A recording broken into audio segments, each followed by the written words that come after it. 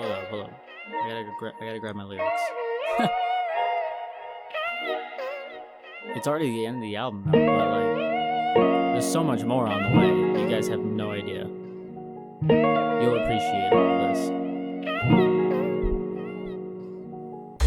I've been rapping for so long. I don't even see how I could be wrong.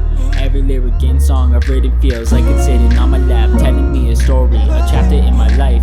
Last year I felt so much strife. The surgeons took a knife to my head, put in a plate to set my fate, not losing any more spinal fluid, otherwise I'd be dead. Dropped on a hospital bed with the last breath.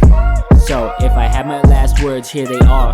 I could care less if I made it short or far. I made myself feel like I'm the star. Self-health was first into my books, not about gold chains and then looks. If my surgery and what's got you shook, it's the future and how I have a hook into my mouth, cause it'll drag me around. I felt a rail from my track to solid ground. I'm now floating on the air with the shroud of happiness. People lacking this, say they're in the bliss till they see the death. They can kiss my ass, you don't know life's gas till the light passes. I have a second chance, I prance and dance, holding a lance, ready to impair the people haunting my world. If you want, take the sharp end to finally unfurl.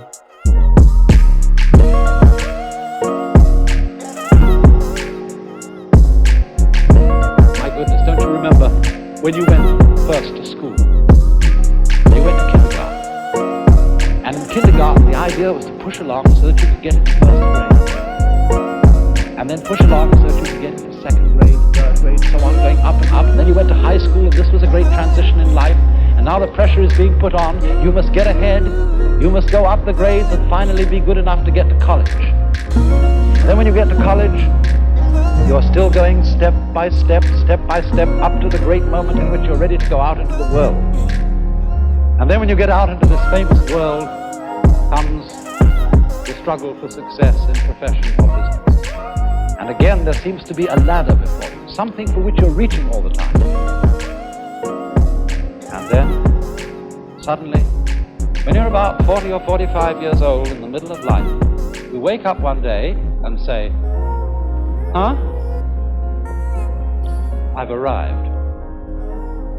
And by Jove, I feel pretty much the same as I've always felt. In fact, I'm not so sure that I don't feel a little bit cheated. Because you see, you were fooled. You were always living for somewhere where you aren't. And while, as I said, it is of tremendous use for us to be able to look ahead in this way and to plan, there is no use planning for a future, which when you get to it and it becomes a present, you won't be there.